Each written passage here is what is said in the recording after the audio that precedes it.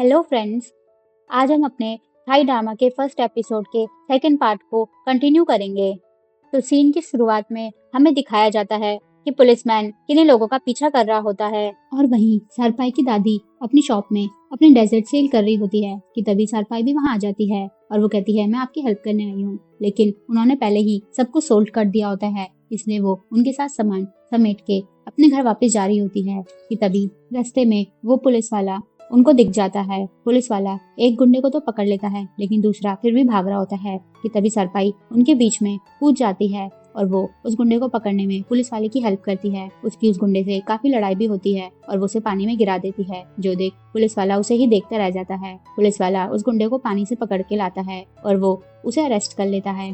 जब सरपाई अपनी दादी के पास आती है तो उसकी दादी उसकी काफी तारीफ करती है कि तभी पुलिस वाले भी उन गुंडों को पकड़ के उनकी तलाशी लेने लगते हैं, जिसमें उसकी दादी कहती है कि आप लोग गीले हो चुके हो, हमारा घर यहीं पास में है, आप लोग आगे चेंज कर सकते हो। लेकिन वो पुलिस वाला पहले तो मना करता है लेकिन उसकी दादी बिल्कुल भी नहीं मानती, उसे जबरदस्ती अपने घर ले जाती है, जो देख सरपाई भी काफी परेशान होती है। उस पुलिस वाले के साथ उनका एक और बंदा चले जाता है क्योंकि वो भी थोड़ा गीला हो चुका होता है। उसके बाद उनके घर का सीन दिखाया जाता है जहाँ सरपाई और उसकी दादी उनके कपड़े धो रही होती है कि तभी सरपाई की दादी उससे कहती है कि वो पुलिस वाला कितना अच्छा है, उसकी पर्सनालिटी कितनी अच्छी है, जिसपे हर बात पे सरपाई हाँ करती है कि तभी उसकी दादी कहती है कि ये मेरा फ्यूचर में ग्रैंडसन इन लॉ बन सकता है, जिसमें सरपाई हाँ कर देती है। लेकिन तभी अपनी दादी से बोलती है कि आप ये क्या सोच रही हो कि तभी उनके हेल्पर भी वहाँ आ जाते हैं और वो कहते हैं कि ये कपड़े किसके हैं, जिसमें सरपाई कहती है ये पुलिस वालों के हैं, हमारी दादी ने उनकी हेल्प करने की कोशिश की, तुम्हें तो पता ही है कि दादी कैसी है, जिसमें वो हेल्पर हंसने लगते हैं और वो भी उनकी हेल्प करने लगते हैं और वो भी उसकी दादी से यही कहते हैं कि कहीं ये आपका फ्यूचर में ग्रैंडसन इन लॉ तो नहीं बनने वाला। कि तभी अंदर से दूसरा पुलिस अफसर बाहर आ जाता है, जिसको देख उनकी हेल्पर कहती है कि ये तो बिल्कुल भी वैसा नहीं है जैसा मैंने सोचा था और वो उससे मुंह फेर लेती है। लेकिन तभी हमारा सेकंड मेन लीड भी आ जाता है और उसको देखकर वो काफी खुश होती है। वो कहती है ये तो मेरी इमेजिनेशन से भी ज्यादा अच्छा है। सरपाई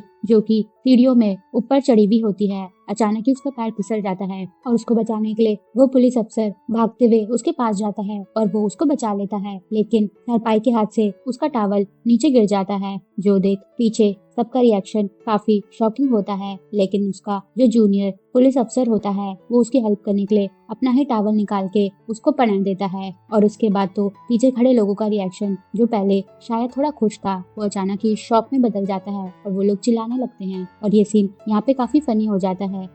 पुलिस अफसर अपने सबॉर्डिनेट से कहता है कि तुम्हारा टावल कहाँ है, जिसके बाद हमें दिखाया जाता है कि वो दोनों पुलिस अफसर जाने के लिए तैयार हो जाते हैं। उसकी दादी कहती है कि तुम्हारे अभी कपड़े नहीं सूखे, लेकिन उनको अब काफी शर्म आ रही होती है, इसलिए वो कहते हैं कि नहीं कोई बात नहीं, ये खुद सूख जाएंगे और वो वहाँ से जाने लगते हैं। कि तभी हेल्पर उनको अभी हुई हुई चीज पे काफी चिढ़ाने लगता है। पुलिस वाला जाते वक्त सरपाई को कहता है कि जब मैं फ्री हूँगा तो मैं तुम्हारी हेल्प करने आ जाऊंगा, जिसमें सरपाई तो मना कर देती है। लेकिन दादी कहती है कि नहीं तुम आ सकते हो, जो बात सुन पुलिस अफसर काफी खुश होता है और वो लोग वहाँ से चले जाते हैं। उनके जाने के बाद उसकी दादी फिर से कहती है ये कितना अच्छा है, कितना हैंडसम है, कितना काइंड है, जिसमें सरपाई कहती है हाँ बिल्कुल, ये उसकी तरह बिल्कुल भी नहीं है। और ये बोल के वो ताइवान के बारे में सोचने लगती है, जिसमें उसकी दादी कहती है कि तुम किसकी बात कर रही हो। लेकिन सरपाई उनको कुछ नहीं बताती और वो उनको ये बोलती है कि कल उसका स्कूल में लास्ट दिन है। जिसके बाद हमें स्कूल का सीन दिखाया जाता है जहाँ सभी बच्चे उसे फ्लावर्स देते हैं क्योंकि उसका आज लास्ट दिन होता है और वो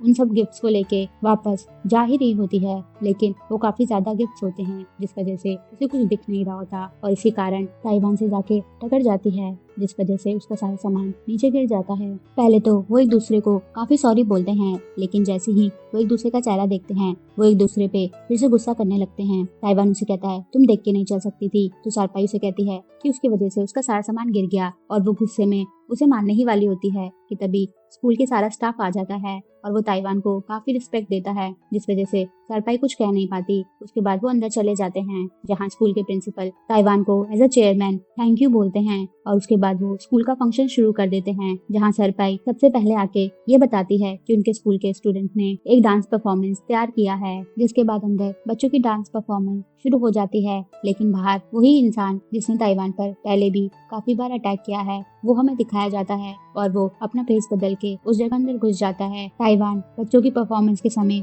बार बार सरपी को ही देख रहा होता है। बच्चों की परफॉर्मेंस खत्म होने के बाद सरपी फिर से बताती है कि उन्होंने इस बार का परफॉर्मेंस क्या रखा है और वो कहती है कि कभी भी हार मत मानो, मूव ऑन करो। ये बात सुन के ताइवान को कुछ याद आने लगता है और उसे याद आ जाता है कि ये वही लड़की है जिसने उस दिन मेरी हेल्प की थी, क्योंकि सर्पी ने ये बात उस दिन ताइवान को भी बोली थी। और ये बात याद आते ही उसका रिएक्शन काफी चेंज हो जाता है। परफॉर्मेंस खत्म होने के बाद वो सर्पी के पास आके उसे बताता है कि उसे सब कुछ याद आ गया है। उस दिन उसने ही उसकी हेल्प की थी, जिसमें सर्पी काफी इरिटेट होकर बोलती है, क्या तुम्हें सब याद आ गया? क्या तुम्हें ये याद आया कि उस दिन तुम नीचे गिर गए थे और मैंने तुम्हें अपने कंधे पर उठाया था? जिसमें ताइवान कहता है कि हाँ, लेकिन तभी सर्पी देखती है कि पीछे से किसी ने गन पॉइंट ताइवान पे किया होता है और जैसे ही वो शूट करता है सर्पी ताइवान को नीचे कर देती है। अचानक ही हॉल में शूट होने से सब लोग काफी डर जाते हैं। ताइवान का सेक्रेटरी रसिन सब बच्चों को हेल्प करता है और बचाने लगता है। सर्पी ताइवान को लेके बाहर आ जाती है, उनके पीछे वो गुंडा भी आ जाता है, जिसके बाद हमें ये दिखाया जाता है कि वो उस गुंडे से कैसे बचते हैं। ये सीन यहाँ पे काफी बड़ा होता है और यहाँ पे हमें सर्पी के लड़ाई के स्किल्स भी दिखाए जाते हैं। वो ताइवान को बचाने की पूरी कोशिश करती है। वहाँ पे फिर पुलिस आ जाती है, जिस वजह से वो गुंडे वहाँ से चले जाते हैं और वो दोनों बच जाते हैं। उसके बाद सर्पी ताइवान से कहती है कि ये दूसरी बार है जब मैंने तुम्हें बचाया है, इस बार ये बात मत भूल जाना। और वो वहाँ से जाने लगती है। ताइवान भी उसके पीछे जाता है कि तभी रसिन पुलिस वालों को लेके उनके पास ही आ जाता है। वो ताइवान से कहता है कि क्या वो ठीक है? जिसमें ताइवान कहता है कि हाँ वो ठीक है, सर्पी ने उसे बचा लिया। रसिन उसे थैंक यू कहता है और उसे कहता है कि वो उसको नंबर दे दे, वो उसको रिवॉर्ड दे देगा। जिसमें सर्पी कहती है कि उसने ये पैसों के लिए नहीं किया, बस वो नहीं चाहती थी कि उसकी आंखों के सामने कोई मरे। कि तभी पुलिस वाला ताइवान से कहता है कि आपको हमारे साथ चल के रिपोर्ट लिखानी होगी। जिसके बाद ये सीन यहीं कट हो जाता है। उसके बाद हमें कैनन की बहन और उसके लवर का सीन दिखाया जाता है, जहाँ वो उस पर काफी गुस्सा हो रही होती है कि वो इस बार भी मिस हो गया। जिसमें वो कहता है कि जब तक मैं उससे हर्ट नहीं कर देता मैं चुप नहीं बैठूंगा। लेकिन वो कहती है कि अभी हमें रुकना होगा, पुलिस का शक हम पे ही है, अभी हम कुछ नहीं कर सकते। जिसमें वो लड़का कहता है कि मुझे मेरे लोगों ने बताया है कि कैनन के मर्डर के बारे में पुलिस वाले सर्च कर रहे हैं और उनका सबसे पहला शक ताइवान ही है। जो बात सुन के वो काफी खुश हो जाती है। जिसके बाद हमें पुलिस स्टेशन का सीन दिखाया जाता है, जहाँ ताइवान पुलिस वाले के सामने होता है। जिसमें पुलिस वाला ताइवान से कहता है कि तुम्हें कौन मारना चाहता है? ताइवान कहता है मुझे नहीं पता, लेकिन शायद वही लोग हैं जिसने मेरी बहन और मेरे जिया जी को मारा। पुलिस वाला कहता है लेकिन तुम्हें तो कुछ भी नहीं हुआ। जिसमें ताइवान सरपाई की तरफ इशारा करके कहता है मेरी किसी ने हेल्प की है। और बाहर दूसरा पुलिस वाला सरपाई से कहता है कि क्या तुम इसे जानती हो? जिसमें वो मना करती है तो वो कहता है क्या तुम अनजान लोगों के लिए अपनी जान जोखिम में डालती हो? जिसमें वो कहती है मैंने तुम्हारी भी तो मदद की थी। और वहीं अंदर वो पुलिस वाला ताइवान से कहता है कि ठीक है, हम पता लगाएंगे कि तुम पर किसने अटैक किया। ताइवान वहाँ से जाने लगता है। जिसमें पुलिस वाला कहता है कि तुम्हें फिर से दोबारा आना होगा अपनी बहन और जिया जी के मर्डर के केस में। जिसके बाद हमें पुलिस स्टेशन के बाहर का सीन दिखाया जाता है। ताइवान, सर्पी और रसिन एक साथ बाहर निकलते हैं। ताइवान उसे पीछे मुड़ के कहता है कि चलो गाड़ी में बैठ जाओ, मैं तुम्हें घर छोड़ देता हूँ। जिसमें सर्पी मना करती है कि तभी पुलिस वाला उनके बीच में आ जाता है और वो सर्पी से कहता है कि मैं तुम्हें छोड़ देता हूँ। जब वो पीछे ताइवान को देखता है तो वो कहता है कि क्या हुआ, क्या मैंने डिस्टर्ब कर दिया? ताइवान का चेहरा काफी उतर जाता है। पुलिस वाला सर्पी से कहता है कि देखो मैंने दादी के लिए कुछ स्नैक्स भी लिए हैं। सर्पी उसे कहती है कि तुम मेरी दादी को इम्प्रेस करना कब छोड़ोगे? जिसमें वो कहता है जब तक वो मुझे एक्सेप्ट नहीं कर लेती। और वो दोनों काफी हंसने लगते हैं, लेकिन पीछे ताइवान उनको देखकर काफी अजीब फील करता है और उसके बाद वो दोनों वहाँ से चले जाते हैं। उनके जाने के बाद रसन कहता है ये तो बिल्कुल सेम फॉर्मूला है। जिसमें ताइवान कहता है कि कैसा फॉर्मूला? रसन कहता है कि काफी फेमस है कि टीचर और पुलिस वाले की जोड़ी ही बेस्ट होती है। ये बात सुन के ताइवान का चेहरा ही उतर जाता है। इसी के साथ ये एपिसोड यहीं खत्म हो जाता है। अगर आपको एपिसोड की एक्सप्लेनेशन पसंद आई तो वीडियो को लाइक करें, चैनल को सब्सक्राइब करें और प्लीज हमें कमेंट करके बताएं कि आपको थाई ड्रामा देखने ज्यादा पसंद है कि Korean drama. Thank you so much.